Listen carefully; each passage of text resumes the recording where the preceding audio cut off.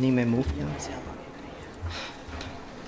Bismillahirrahmanirrahim. I am Dr. Muhammad Sher Ali, SR Medicine, Pakistan Institute of Medical Sciences.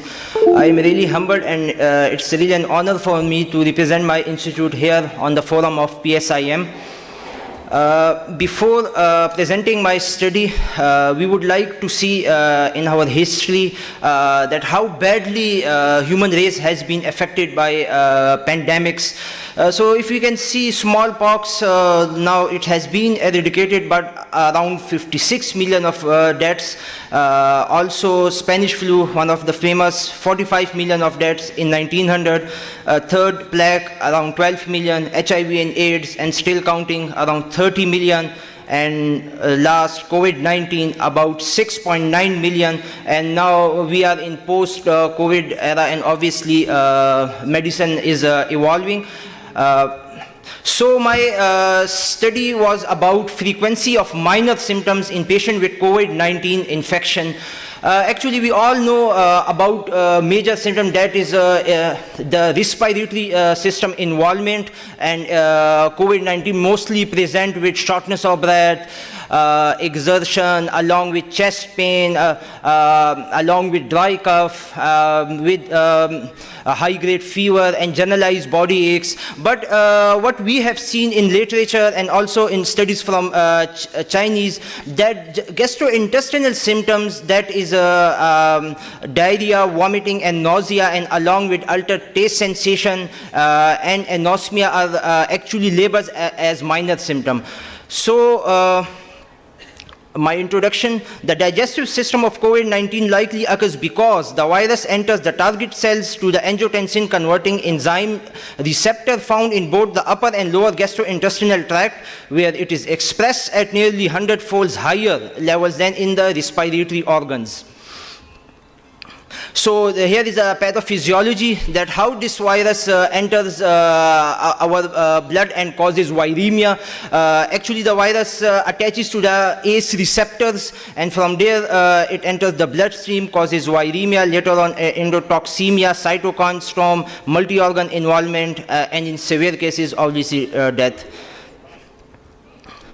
So in addition, the viral nucleic acid is detected in feces in over half of the patient infected with COVID-19, and nearly 1/4 of the cases stool samples test positive.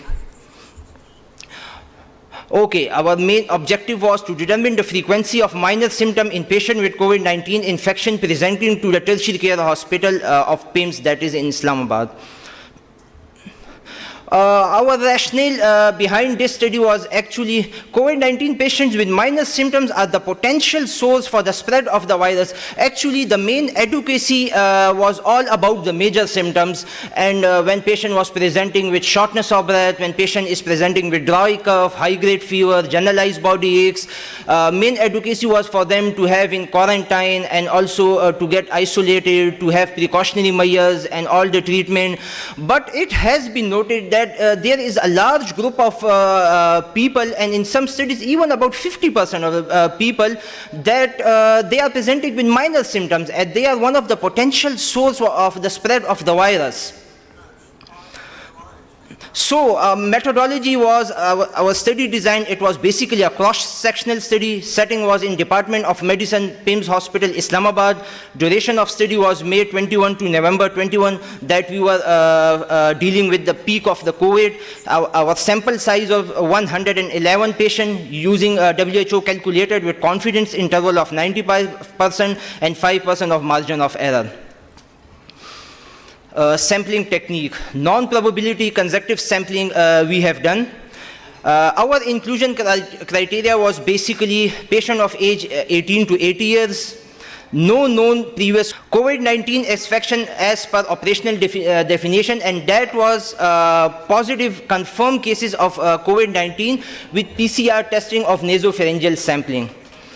Well, our exclusion criteria was all those patients with previous comorbids, that were diabetes, CKD, CLD, CCF, stroke patients, head injuries, major symptoms of COVID-19. They were not included in our study. Also, those patients that were indoor and admitted in a hospital, they were not included in our study. So data was analyzed by SPSE's version 23, mean plus minus standard deviation for quantitative variables like age and duration of illness, and frequency and percentages for categorical variable, that is gender, anosmia, altered taste sensation, diarrhea, nausea, and vomiting. So our result, most important part. So in our patient, age was 18 to 80 years with mean age of 50.8 and standard deviation of 8.64. Duration of illness was 8.7 days with standard deviation of plus minus 1.85 days. Male patient was 75.7% and female patient was 24.3%. Anosmia was reported in our patient in 18% of our patients.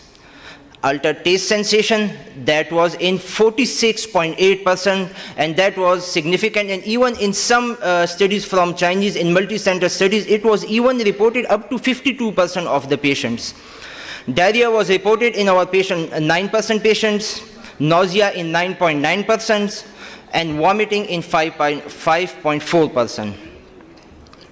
So in our patient, altered taste sensation was have the high bar chart, and that was about 46%, with anosmia on second number, that was around 18%. So discussion.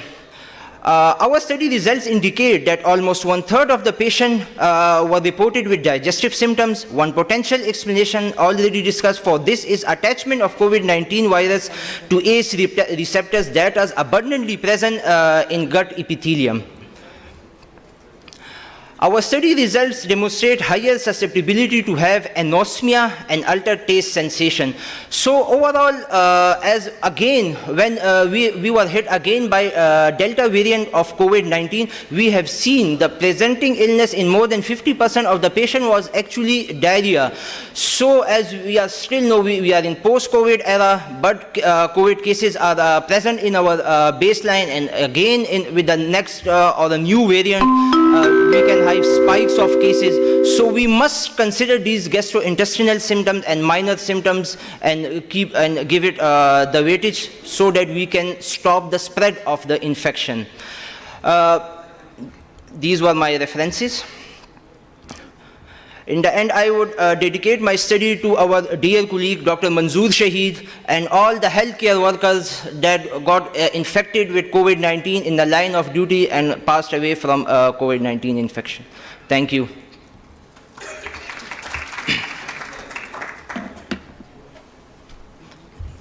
Any questions?